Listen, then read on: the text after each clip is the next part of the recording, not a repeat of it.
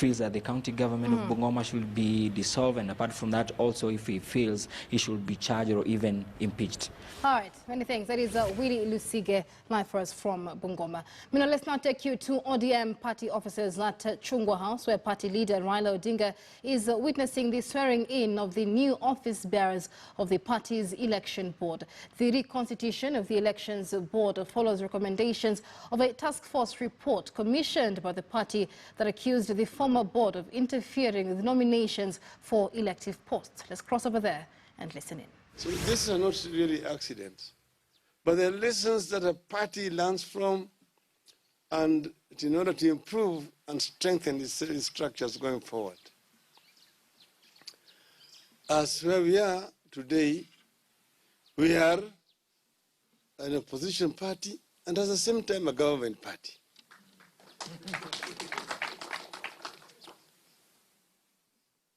Government in the sense that we are actually run 16 county governments. We've got 16 governors. And there are more than 16 county assemblies where we have also got majority. So in that sense, we are also a ruling party. We have got our members of the county assembly, and then at the national level, we've got our members of the National Assembly and members of the Senate. In those capacities, or in those activities, there are always issues of discipline that arise.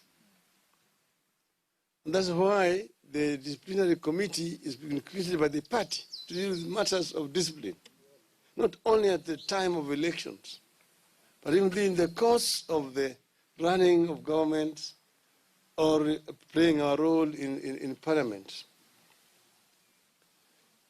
Sometimes the media in this country is ill informed about our current constitution and structure.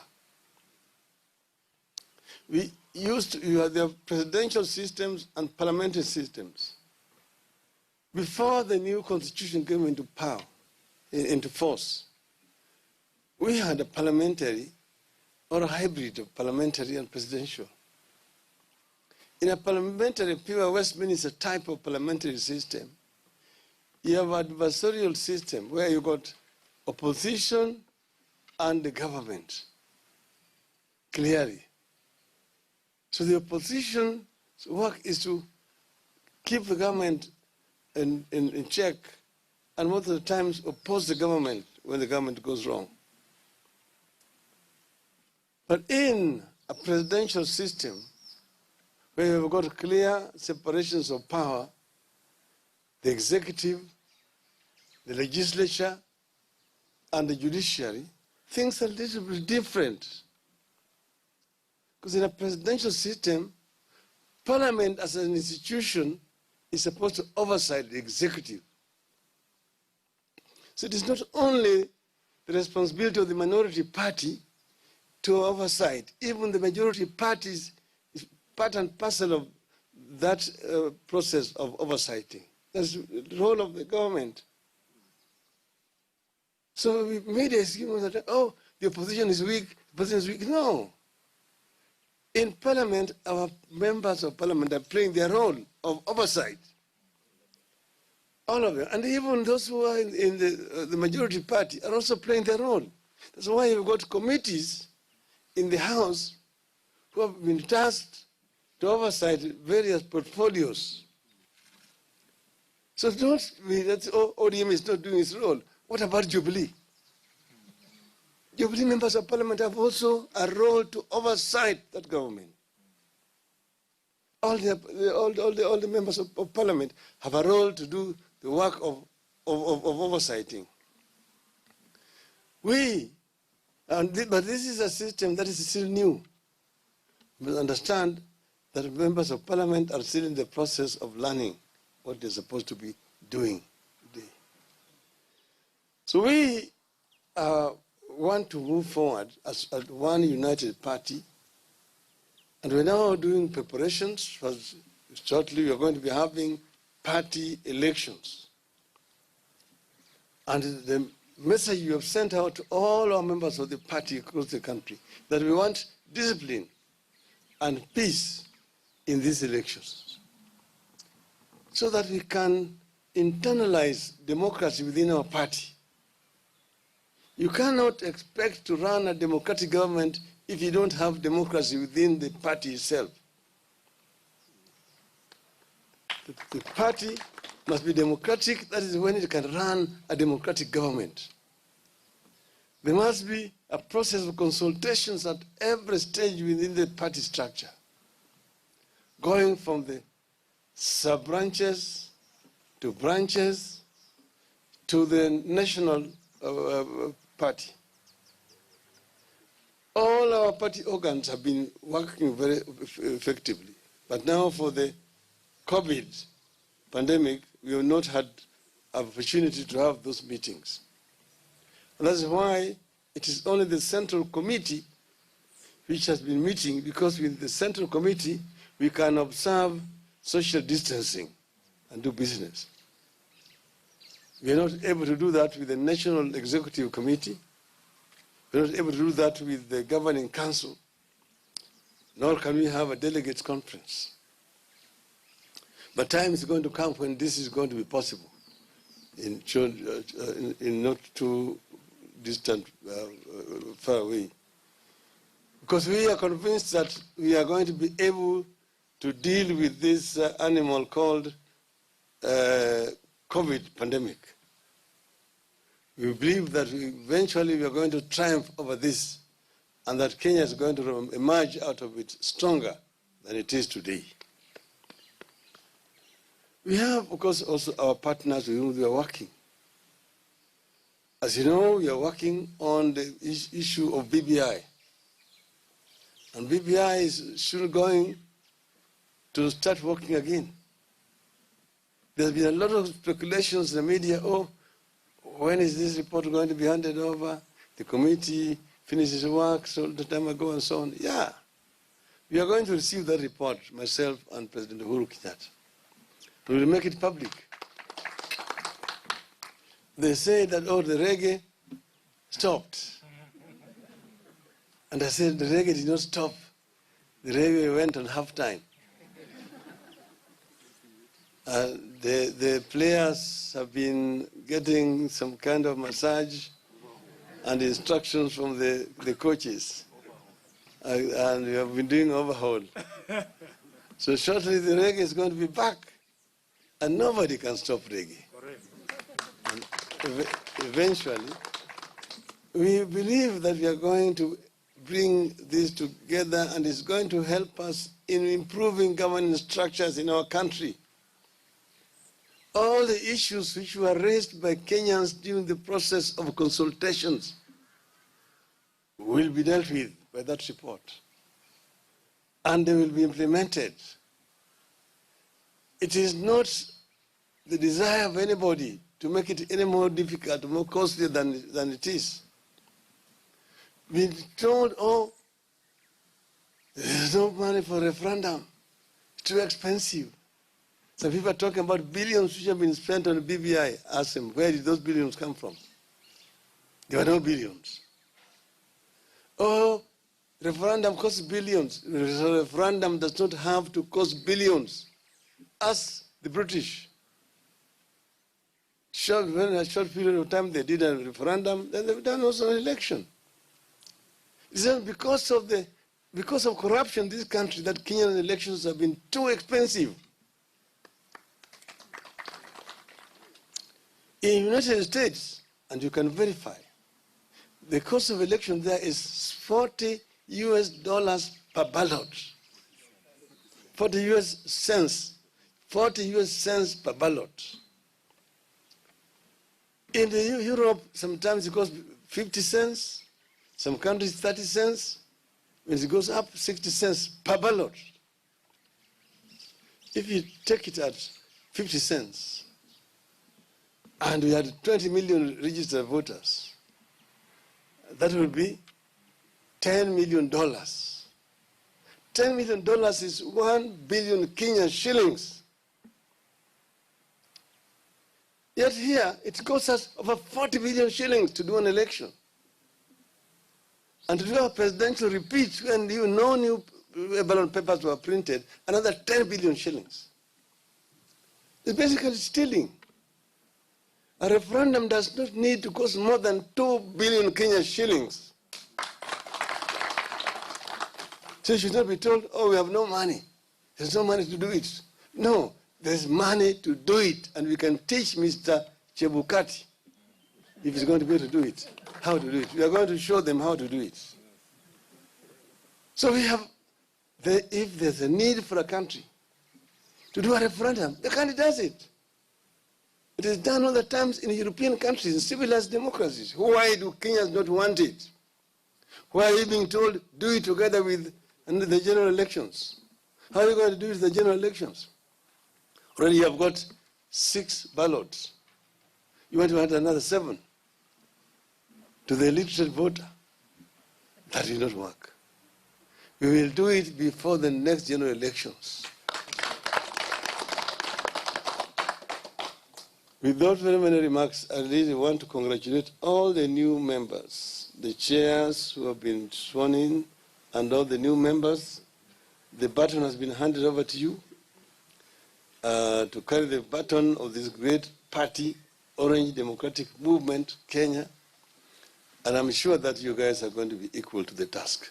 Thank you. Asanteni sana.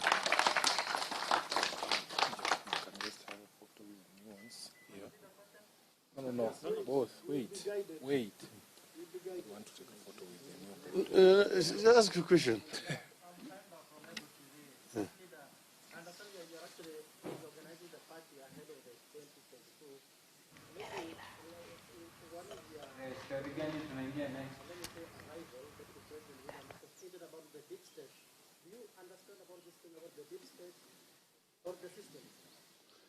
As you know, where I am, I hold no position in the government of the Republic of Kenya. It is led by the president, whose name you know, and his deputy, who says the name you know. So if you are talking about the deep state, who is there? It's the president and his deputy. So I go and ask Mr. Deputy President, which deep state are you talking about? We are not ourselves, we are not in government as ODM. So we don't know about this deep state. But what we are saying is but we know as ODM, we have learned from the past, we have experience, and we know where we want to go. We know where we are coming from, and we know where we want to go. The purpose of a BBI to ensure that Kenyans have free and fair elections, and that no Kenyan blood is shed because of an election. That's why. Forget about Oburu Odinga is an individual. I think we can have the photo of them, Yeah, that's it. We'll take a photo with the new members. Thank you very much. We want a photo op with, we will start with the disciplinary committee. Please, just because of the COVID regulations, the members of the disciplinary committee here, chair, where's the chair? Chair, come please. Sitting there from Chungwa House, where ODM leader Raila Odinga is witnessing the swearing in of the new office bearers for the party's election board. The reconstitution of the elections board follows the recommendations of a task force report commissioned by the party that accused the former board of interfering with the nominations for elective positions. Raila Odinga there speaking at that event, saying democracy must start at a very basic level, and more importantly, political parties must practice democracy within themselves. Let's take a look there at the live pictures as Raila Odinga takes a picture with the new members of the ODM elections board. And Raila Odinga there, among other things, saying the opposition is not quiet, the opposition is not dead, saying they are in parliament playing their oversight role. Well, let's bring in a governance expert, Javas Bigambo, now joining us by way of phone. Javas, many thanks for your time. Raila Odinga there once again reiterating the importance of democracy within political parties. Your thoughts on that brief speech that he gave? Well, thank you so much. The remarks of Honorable Raila Odinga have been very crisp as to the role that not only political parties, as provided for in law, should play or continually play in a growing democracy or a young democracy such as ours, but the extent to which it is manifest that those political parties, whether by way of the internal conduct or external, are furthering the growth of our country's democracy. And when we are to analyze that, then we realize one thing, that there are some strengths that we can see political parties are playing, but also there are some self-evident limitations which political parties are contributing to the retrogression of our democracy, which they should change. Because of the fact that he says the previous election board was accused of interfering with nominations for elective posts, and we've seen how violent sometimes it can get when nominations are hampered with. Do you think this is likely to turn a new leaf for ODM? Not really, because when you look at malpractices in political parties, it is not just a question of violence. There is also the question of the exertion of the will of the party leadership on how the nominations should turn out, preferential treatment of certain candidates or certain individuals. The issue also that chokes our democracy within political parties is the matter of direct nominations. While we understand that the argument that political parties also need to reward loyalty and those who've stood and worked for political parties, but to what extent does it deny free will to ordinary citizens who want to participate in the affairs of that political party, either by voting for certain candidates that they prefer, or other citizens who want to field themselves and vie for certain positions? So that's the kind of discourse that political parties should start having, so that this argument about preferential treatment of certain candidates should be a thing of the past. The other thing is the manner in which certificates are granted or denied to certain individuals. Those are things that happen in the open. But other things that happen behind the curtain, the issues of bribery of election officials within those political parties, the manner in which even political parties either work together or separately to even interfere with the very manner in which national elections are supposed to be conducted.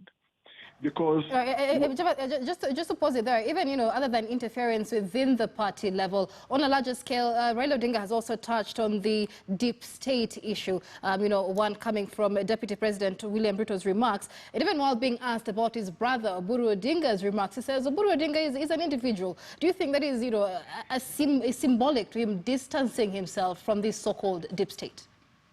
Well, basically, Raila Odinga, by such remark, has just dismissed William Ruto's fears and panic by the wave of the hand. And of course, yes, he is right that Oburu Odinga is his own man and has got a right to speak in any manner that he so prefers. But you see, Raila Odinga knows the conduct and the operations of the state. He has been a part of various governments, and even right now, he's now a part of the Jubilee administration's leadership by way of the handshake. He knows how governments operate, and that's why at times he has chastised government in the manner in which it prepares or interferes, whether covertly or overtly, the conduct of the electoral process to interfere with the outcome. One more thing that is important that he said is that the opposition is not weak. The opposition is not dead. I mean, he says ODM has 16 governors, the members in parliament are playing their oversight role. Do you agree with that? I would agree that the opposition is not dead, because in the end, what we need to appreciate is that different countries with their different democratic systems have got different approaches to how political parties or politicians within the House need to conduct their business in terms of facilitating the checks and balances over the executive. Now, we know that one of the primary roles of any elected official in a legislature is oversight.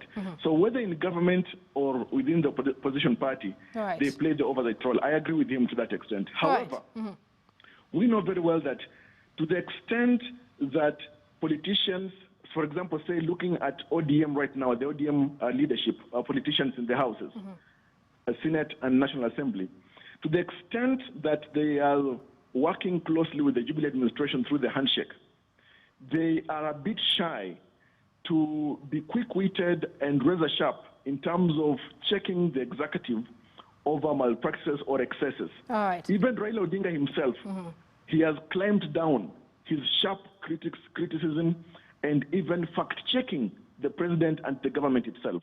So to that extent, I think the opposition party is shy to play its critical role as expected within a democratic arrangement such as ours. Right. Finally, and very briefly, he of course talked about the BBI issue, saying BBI will walk again, the report will be tabled, and his favorite statement, no one can stop reggae. But he also says we will have this referendum before the next election. It should not, does not have to cost billions.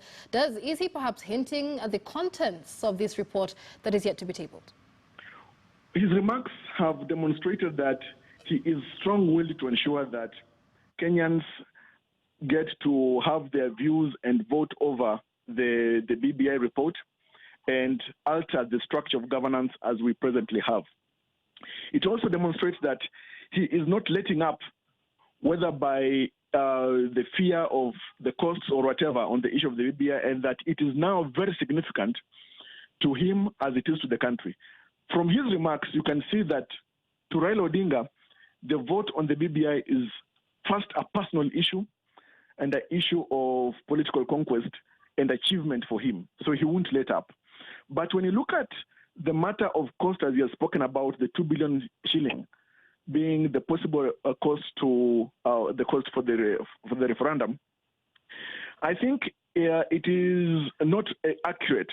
Because when you look at the universal cost of the referendum, then it's not just a question of the ballot papers and the security mechanisms for conducting that exercise, and even the issue of the public awareness exercises. Right. There is so much that goes into the costing of a referendum that 2 billion shillings is a bit lower, to be practically speaking, to finance a referendum. Well, as he says, if one so corrupt, then perhaps we would have more money. Javas Bigambo is a governance expert. Many thanks for your time. Putting into context remarks by ODM leader Raila Odinga live from Chungwa House as he witnesses the swearing in of new office bearers.